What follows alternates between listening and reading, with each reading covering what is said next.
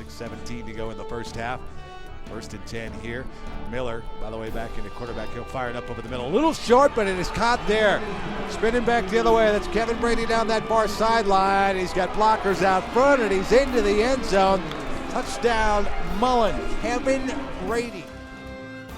Hi, everybody, and welcome to ISPN.TV as we come to you from INVESCO Field at Mile High. It's the site of the 4A and 5A state football championship games. And, of course, CET is your television home for those games. For Marty Cesario, I'm Brian Roth. We'll break down these championship games for you, but let's see how these teams got here. Boy, probably the best game of the entire weekend in semifinal action was Heritage and Monarch. It was a game in which they went into overtime. Monarch got the ball first, Marty, scored 7 points. Heritage gets the ball second. They score, then they go for 2. And head coach Mike Greibel said he really felt like he had no other options. It's hats off and a compliment to Coach Bravo's team. That's why, because I don't want to give him the ball back again. And that we're going to end it right now and on our terms and finish this. So I thought we had a good combination of what we were going to do. We actually talked about as a staff as soon as overtime was established. I already told my offensive coordinator, I said, have your 2-point play ready. This is only going one time. So the gutsy move for Heritage pays off. Eagles will be right here at INVESCO Field on Saturday. Well, I think it's kind of cool, how Coach Greibel emphasized his respect for Coach Bravo and that Monarch double wing. He knew at that moment, first OT, got to go for it because I'm not giving the ball back to the Coyotes. So that was kind of special to hear Coach Greibel mention that. When I think of the Eagles, I think this is the culmination of a collective effort that's been going on for half a decade. We know about Mitch Greibel, but there's the guys like Opitz and Zimmerman. They've all been playing a game together multiple years on varsity, and here they are going to finish things off on the biggest stage in town. Well, they're going to take on Longmont. I'm not sure if anybody thought it would be Longmont they would be facing. They beat Reed Call and the defending state champion Farmers of Wheat Ridge, and Doug Johnson said he's seen his team grow up throughout the season. Back in August, we became a team, and I think as the season progressed, we became a family. And I am excited to be here. I'm excited to have another week with our football players and our assistant coaches and our group. And I'm proud to be a part of our student athletes and what they've represented not only on the field but off it, and the men that they've become as the season has progressed and in their preparation. And Marty, that Longmont team did something that Wheat Ridge usually does to its opponent. Well, Longmont did it to Wheat Ridge. They ran all over them.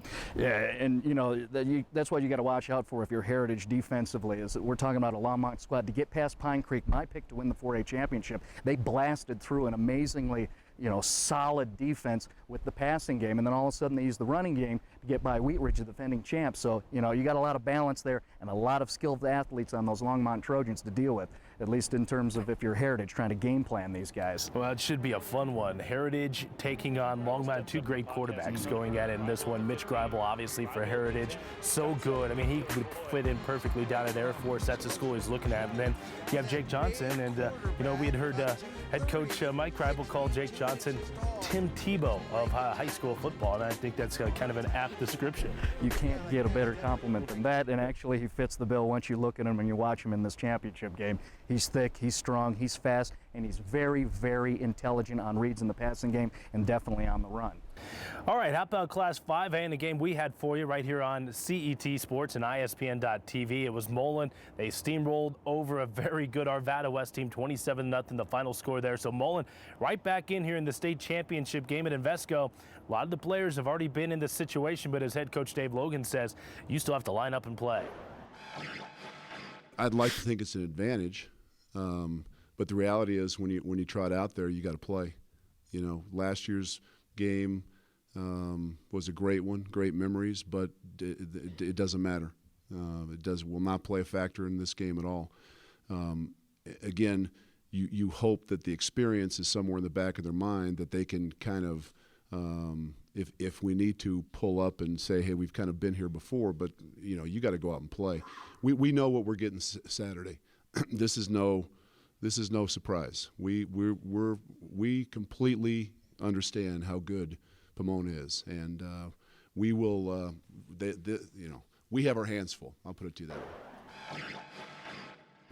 Well, Marty, I watched a lot of that game from the sideline against Arvada West, and boy, was I impressed. That's a heck of a defense. Yeah, they're amazing. You run across the board, 6 out of 7 seniors up front there in that front 7. When you're talking about those backers and in Day and you're talking about Connor Healy and Hunter Foraker, and then up front, those guys are amazing. Not only are they big, but they're real fast. Talking about Martin and Anyale and Sammy Wood there. As the quarterback for A West learned, those are the type of guys where not only are they big coming at you, you might get scared and think you have time to roll out. No, immediately when you see them, you get rid of the football now because they will close on you so quickly. They're just very intimidating and very, very amazing up front there. And Adonis Samin Moore just steamrolled his way through Arvada West. Just such a tough runner, and yeah, he's a guy that is a bowling ball. Once he gets going downhill, he's really tough to stop. Their opponent coming up in 5A, it's going to be Pomona, and this is a Pomona football team we saw a couple times on CET. They are very, very good, and they're led by a great quarterback in Nathan Grimes. Not only can he pass, but he can run it as well. He's an unflappable star for head coach Jay Madden. But he's a super smart kid, and I think he's a kid that didn't grow up thinking that he was going to be the superstar quarterback. He just grew up hoping he could make the football team. And he's approached it that way every day of his life. As he's not, I'm the stud, I'm the great player, I'm this or that. He just wants to play and help the team win. And that keeps him relaxed because he doesn't think he has to be a hero. But I tell you what, he sure was on Saturday with, over 300 yards total offense by himself. Well, that was a Pomona team that ran all over Fairview, and that was a 42-10 game at one point in the fourth quarter. I didn't see that coming. Well, I didn't think they'd score so many points on Fairview, who proved in the semifinal game, that they could go ahead and play some tough defense in the interior, because honestly, I thought Columbine might run the football on them. But Pomona shows their balance. They've got a lot of versatility in terms of skills players. And that O-line, start of the year, Madden a little worried because they were young. Well, they've been powerful all throughout the year, and it's taken this squad to the championship game. Do they have enough to knock off Mullen? Pomona's going to be the overwhelming underdog going into that game against Dave Logan and the Mustangs. That'll be a fantastic game to watch. And again, those games coming up on Saturday right here at INVESCO Field at Mile High. We'll have both games for you here on CET. You can check the air times just to the right of us on our website here at ISPN.TV, but both games will premiere Sunday, December the 6th. For Gary Stebbins and Marty Cesario, I'm Brian Roth, coming to you from INVESCO Field, the site of the 4A and 5A state championship games.